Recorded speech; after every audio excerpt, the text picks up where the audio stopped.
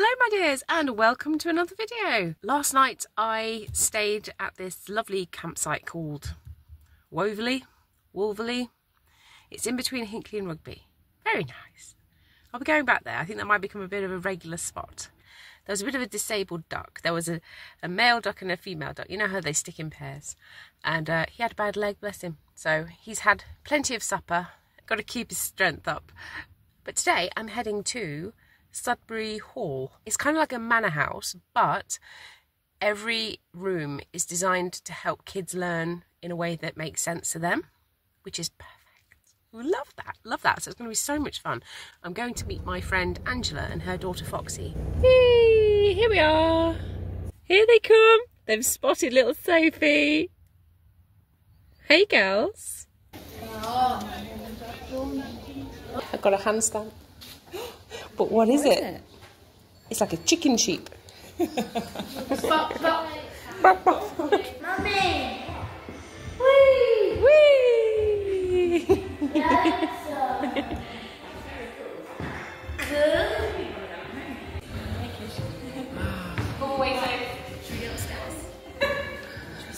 I love it. Let's go. Should we go up the stairs, Fox? Wow! I know. Wow. Oh my gosh, this is beautiful. I've never seen one so painted. Up we go then, Fox. Yay, we made it to the top. I love it. Oh, it's just like Harry Potter. It's like Harry Potter.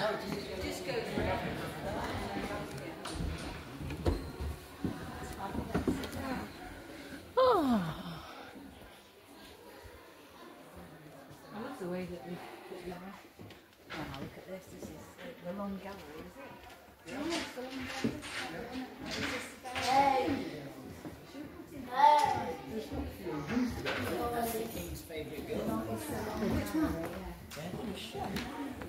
So you've got the dining room there and the study there. Oh, you've got things to play with. You've got all these props.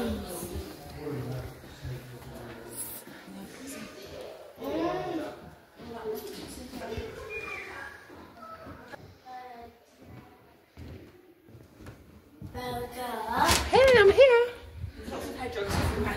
Hedgehogs everywhere. Mystery rooms. Oh, hello. I like the sound of that. No. What's this? Vernon's then. Feeding. Is that fire? Is that a fire bucket? I don't know. Should we go down? Yeah.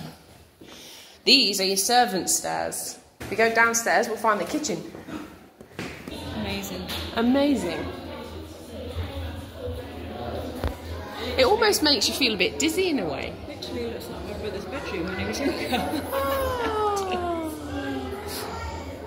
Scalextric, Space Hopper, Beano. My dad had a horrible brown carpet like that in his old house. Crazy. Crazy.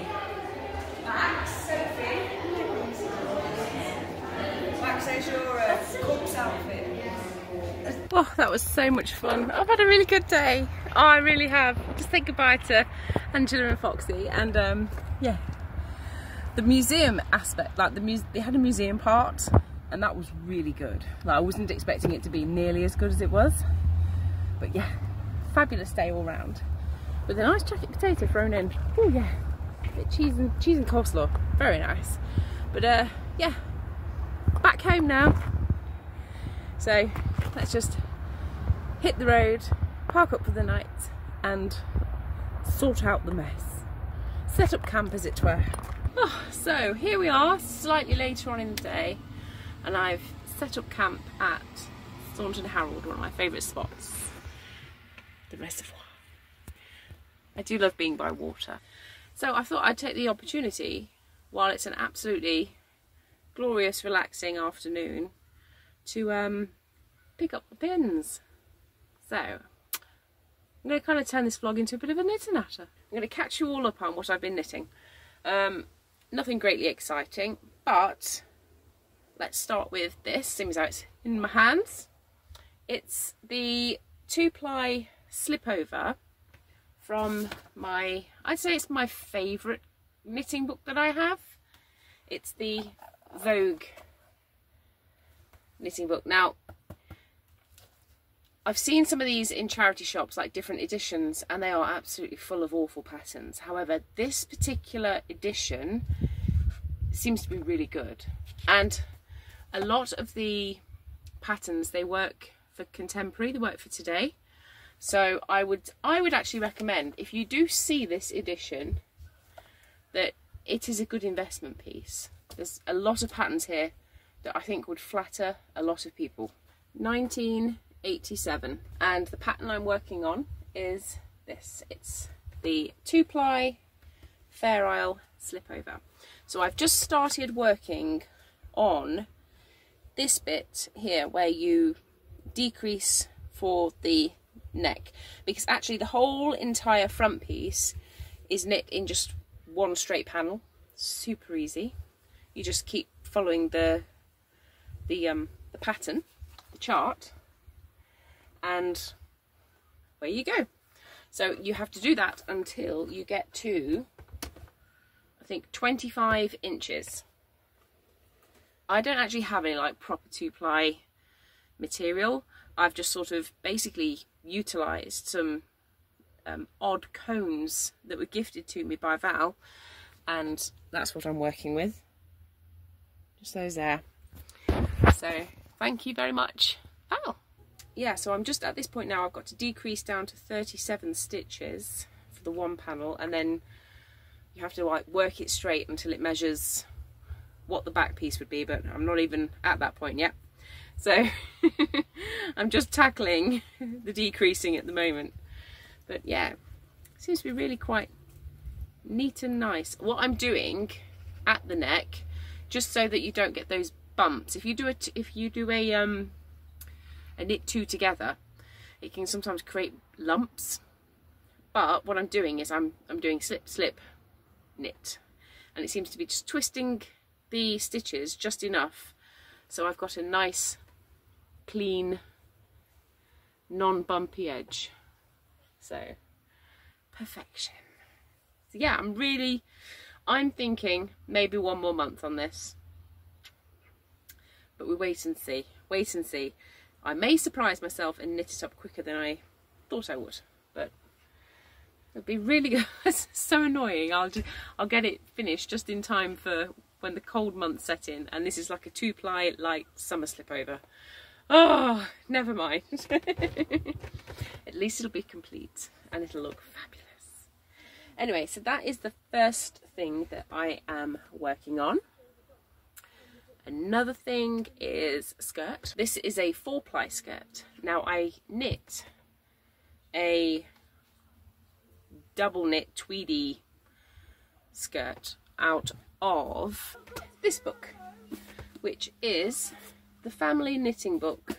It was a 1969. This is a 4th impression, 1972. This is the pattern I'm working on this side, and the one that I've already made is this one. It's so comfortable and flattering, actually. I made it in a scrappy reused yarn just because I didn't know what it was going to turn out like, and I'm so super impressed.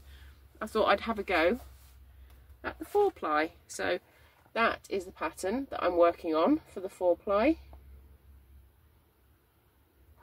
and then you just basically make it up.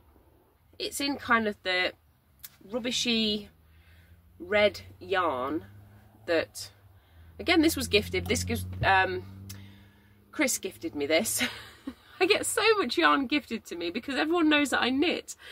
It's like if they need to get rid of something out of a corner of a room, they just go, Rebecca, have some yarn. And I go, okay, thank you. I do like how it sort of expands, so to speak. I thought I would knit it in this red because I've got this left. I'm going to unpick these failed mittens. They just don't work. This is a 1940, I think it's a 1942 pattern that I followed. Ooh, wrong. However,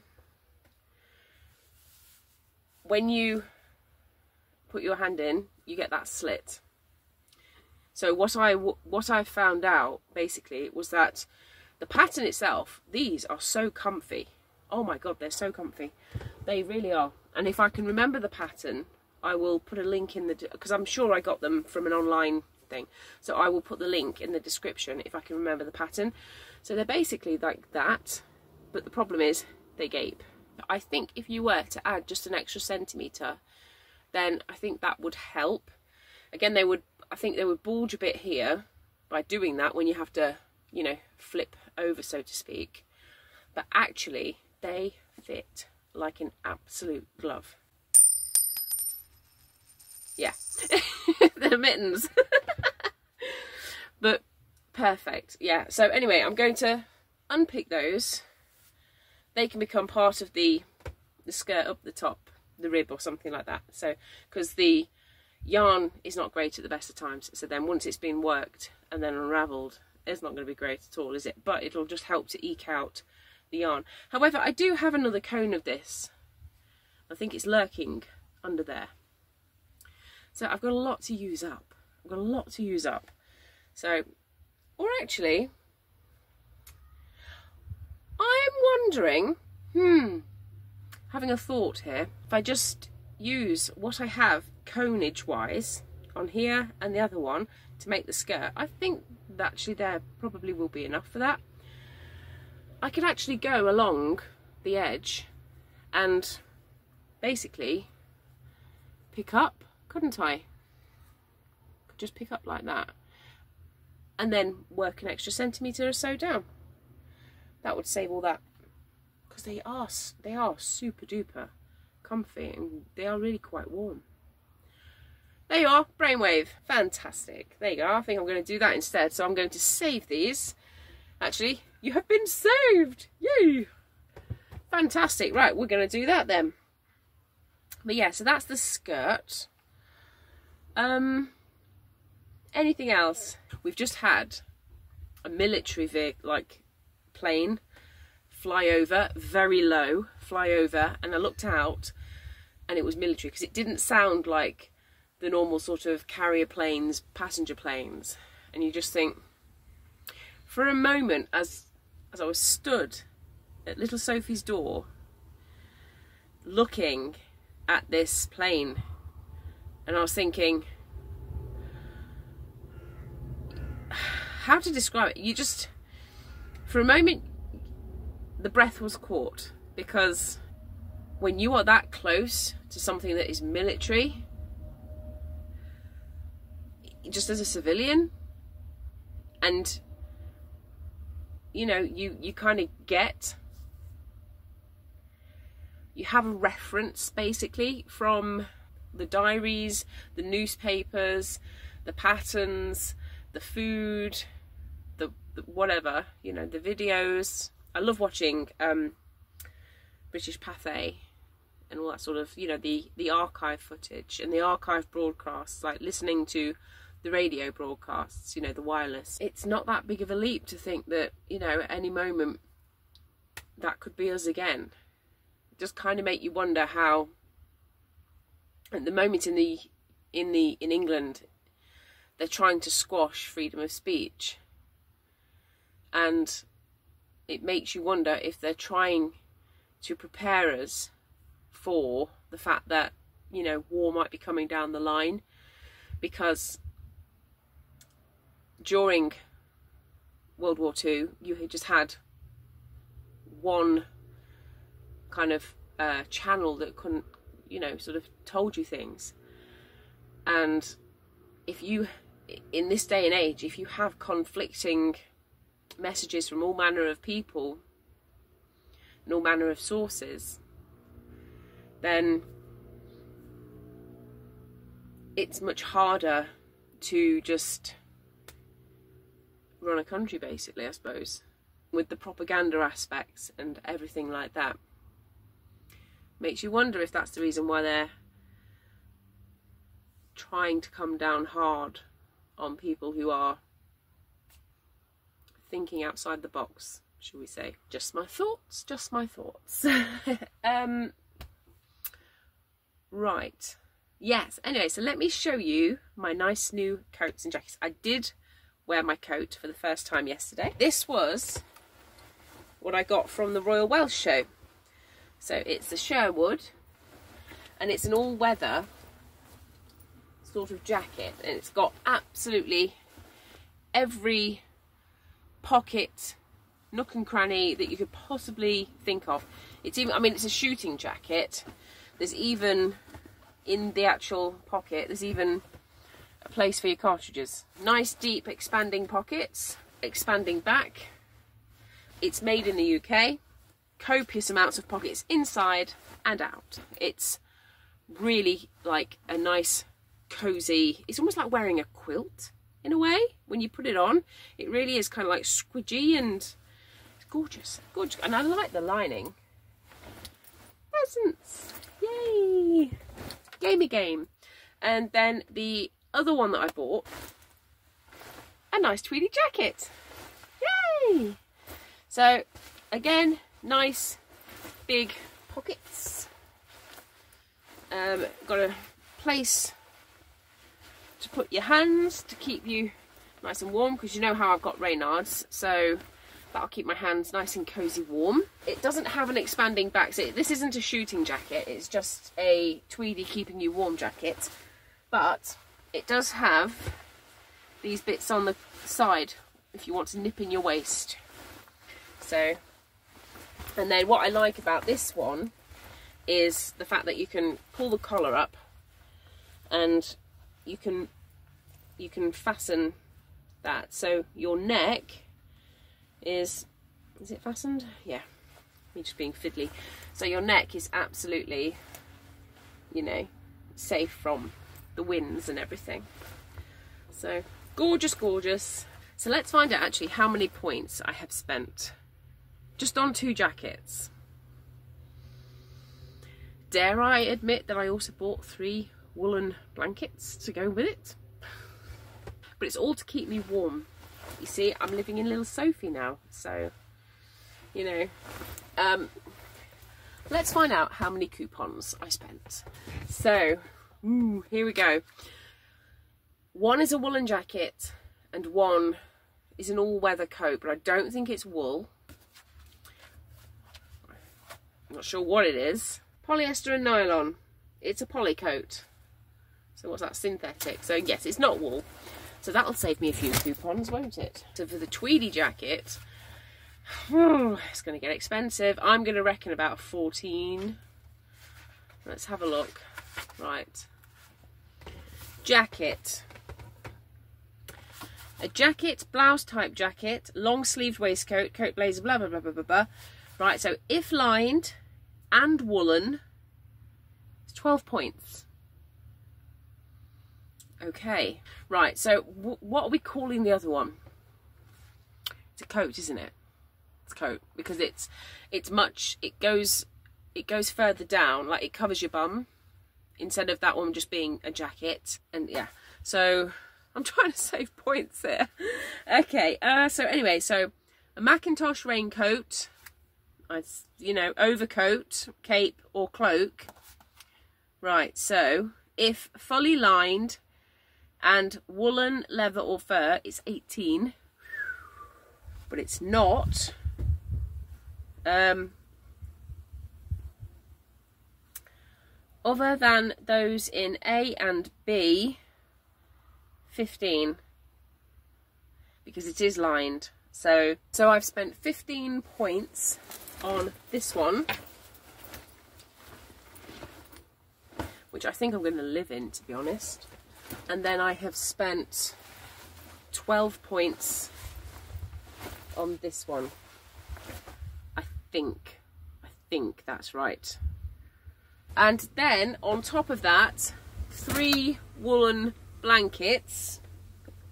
I was doing so well with not buying anything, and then this happened. I went to the Royal Welsh and I saw all these bargains.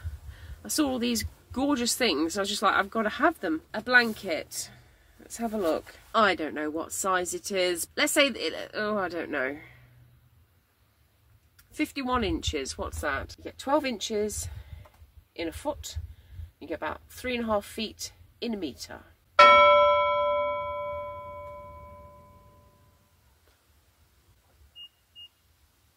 I need a calculator for this. Let's round it. Let's keep it simple and just say 40 per metre. So, so I would say I have got maybe, the blankets are about 2 metres square. So we're looking at 80. Do you know what? I mean, if you can work it out, feel free. But let's just call it blown. Let's just call it blown, the budget. So yeah, when it comes to the clothing coupons, it was introduced in 41, sort of June 41, and you started with 66 coupons for that year, and for half of the year or whatever it was, they had to use additional like margarine coupons because they didn't actually have the books there and ready to go, and they didn't advertise it either.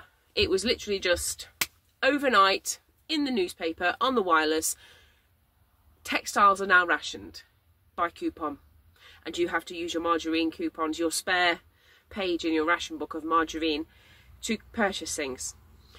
That was because they didn't want everyone just flooding the shops, buying up whatever there was. They didn't want pandemonium, so they literally just told you, and it was in. There was no notice. It doesn't cost you anything if you buy second-hand stuff or anything like that, but second-hand stuff was rare to get, because if you did have anything and you couldn't donate it to someone else, then you donated it to the WVS for people who were bombed out. You know, if they've lost everything, the least you can do is just give them stuff. And I've had another sifter of my clothes. I've got another 2 bin bags full of clothes to donate. You just think, you know, because you can only fit so much in little Sophie. That was that. Anyway, so it started at 66 points, and then over the years, as textile became more and more and more difficult to obtain, it went down. At the lowest, it went down to 20 points. But I've seen an American sort of heritage film where they use an example which was 24 points, which would be enough to buy you a brand new outfit. But that was all you got from June to June. The whole year, you'd basically be able to buy just enough to cover the cost of one new outfit.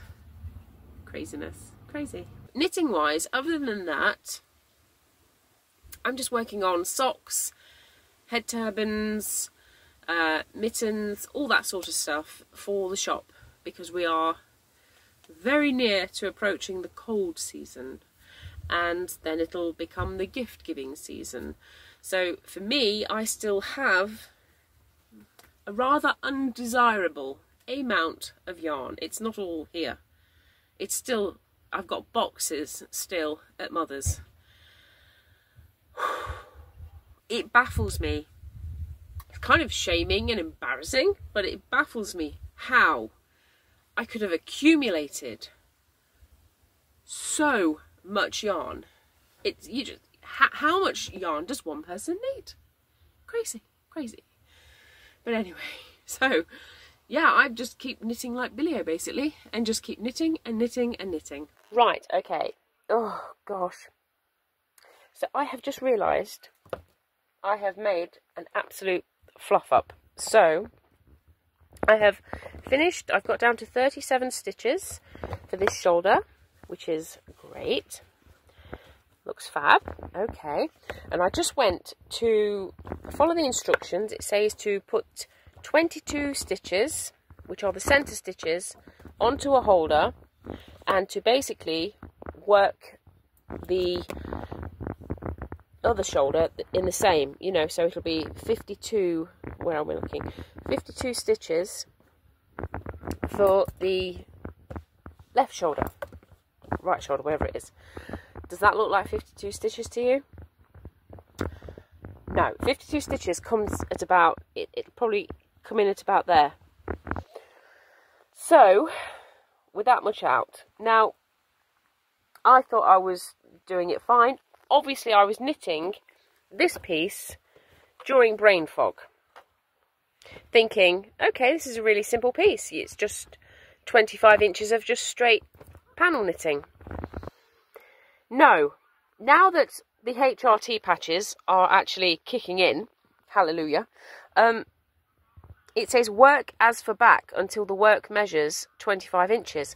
Well, it says on the back to work it 18.5 and then you start shaping for the armholes. I should have armholes on this. I should have armhole shaping.